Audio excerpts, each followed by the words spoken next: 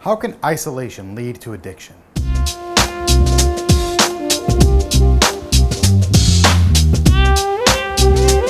How can isolation lead to addiction?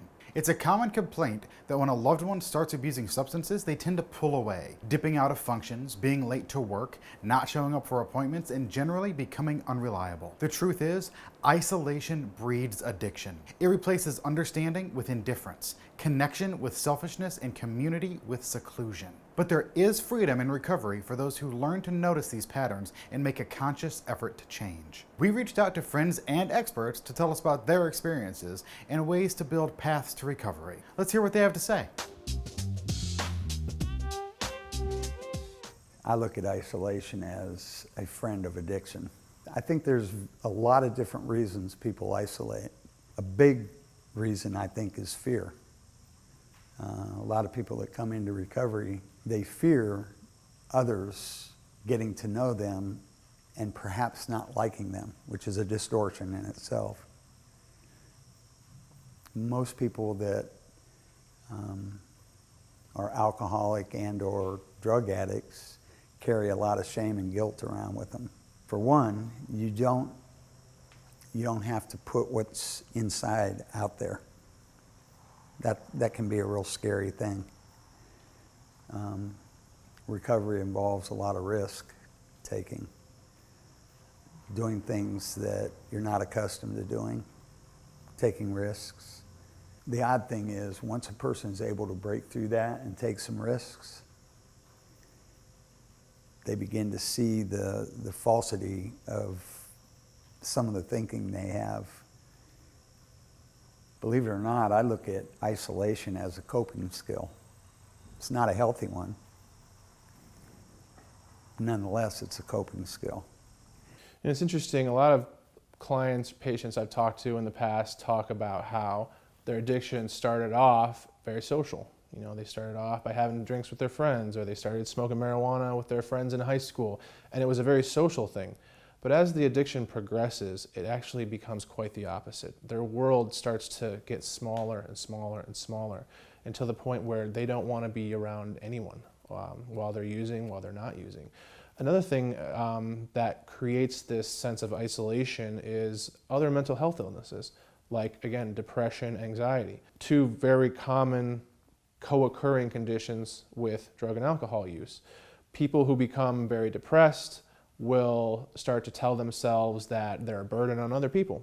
You know, other people don't want to be around them, or they're not going to have any fun anyway if they go hang around with their family or their friends or go on activities.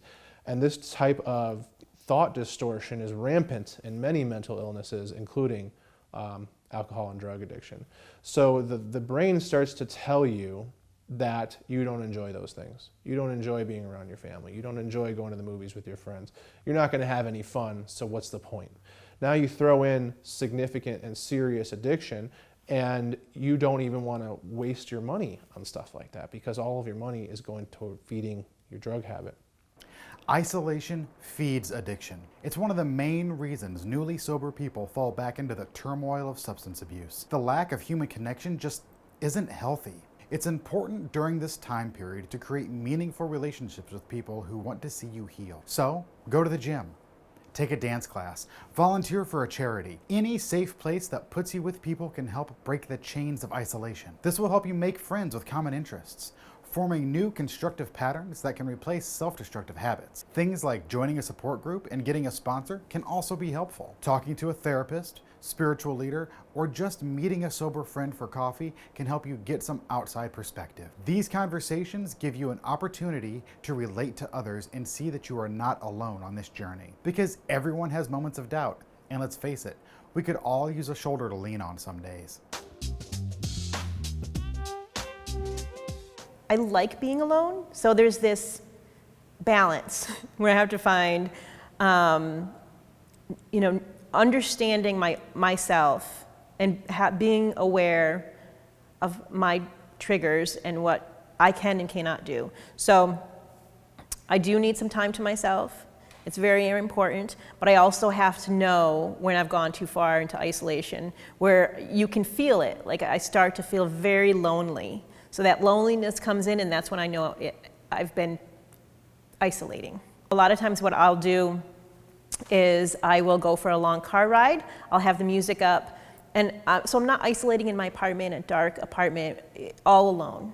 I'm still alone, but I'm not isolating. I don't know if that really makes sense, but also, like, I'll go to a public place, a park or a lake, with a book or my iPad, and I'm not completely alone, but I have some alone time. There can be a point where we need solitary time to collect ourselves, think through things that might be coming up for us.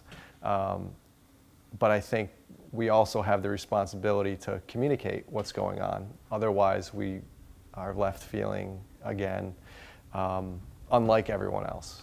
So, socialization plays a role in the balance with isolation too. I do think that isolation is something that our culture values to some degree, that there is creativity, there is work that is done in isolation that can't be done in collaboration at times. So I think that's an important consideration when talking about isolation. But I think often overwhelming emotions can make us feel like we don't, those around us don't understand what we're going through. Mental illness can certainly contribute to that. Anxiety, depression, anger, these strong emotions that come up in us can make us feel like we're just experiencing something different than what everyone else is experiencing. And that can really play a role in how much we isolate and the ways in which we isolate. It's important not to confuse isolation with solitude. Humans need solitude. Being by yourself isn't inherently bad. Taking moments to be alone to practice mindfulness, prayer, or meditation is an important part of recovery for all of us who suffer from the disease of addiction. However, it's important not to linger in those moments so long that loneliness sets in.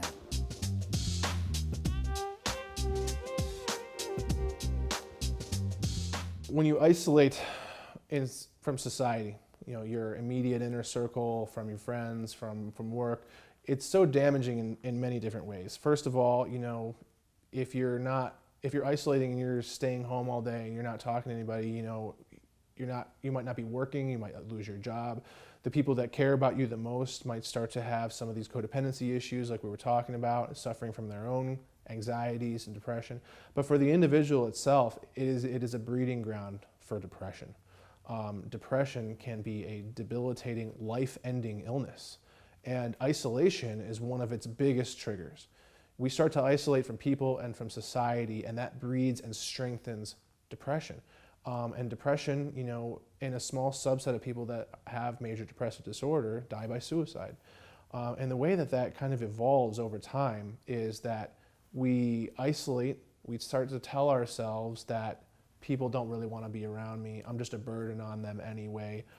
People are better off if I'm not around. And that can start to turn into even worse thoughts of the people in my life would be better off if I was gone. And then we start having problems like suicidal ideation. Ideation is actually much more common than attempts or completed suicides. But the groundwork is set in a situation like that, in isolation. The groundwork is set, it is there for these types of things to escalate if people don't get help. So I've always been a really social person, but towards the end of my using, I started isolating. People weren't able to keep up with the way I partied, and so I started kind of going off on my own and isolating. And I was also becoming very depressed, so I was kind of keeping to myself. And also in early recovery, I was isolating a lot. My son had moved out, so I was kind of on my own, and it contributed to my depression. So I started realizing that my isolation and depression were a trigger for using. So I've learned throughout the years, I have 8 years sober at this point, almost 8.5, that you can't fix one without the other. So the isolation leads to depression, which leads to picking up again. Let's say you made the choice to get sober. Maybe you even worked through an inpatient or outpatient recovery program. You're feeling healthy for the first time in a long time, and then suddenly, that painful feeling of loneliness creeps up on you. What can you do? The first thing to remember is that a feeling is just a moment. They come, but they also go. It's important to seek out others as soon as possible to talk about what is bothering you. That means reaching out to a friend, going to a meeting, calling your physician or a 24-hour helpline. Talk through your problem and listen to others who have been where you are. There's a good chance you'll be able to relate. Just noticing that you are isolating and willing to talk about it is a step toward recovery. It forms a healthy habit and it creates a kinship with your fellow man. The more people that you reach out to, the more people that will check up on you when they notice you stepped out of their lives. So I think it's important to be upfront if you are having concerns, if loved ones are having concerns about someone in recovery. I think talking through that in a direct way can be helpful. I'm seeing you isolate more. Is that something we can talk about? It'd be great to hear from you about how you're using your time, your solitary time. Is that something we might be able to check in about at some point? Every day I wake up and I do certain things in my life so that I don't slip into that isolation. I have affirmations that I do every single day. I have stickies on my wall reminding myself that I am a good person or that I can do this or I can do that. I watch motivational videos. I work out, which also releases all those endorphins, which makes me feel good. You have to be honest with people and let them know where you're at. So my family knows that if they don't hear from me for a couple days, that they need to check in with me. I also have to be honest with myself when I start to feel myself slipping into isolation, that I have to make a move, like I have to make that move. So it's my choice. I can choose to isolate and slip into that depression, but that's not what I want for my life. So you have to make that action. You know, you have to work to find that happiness. So I'm going to have to make a move so I'm not slipping into a depression again.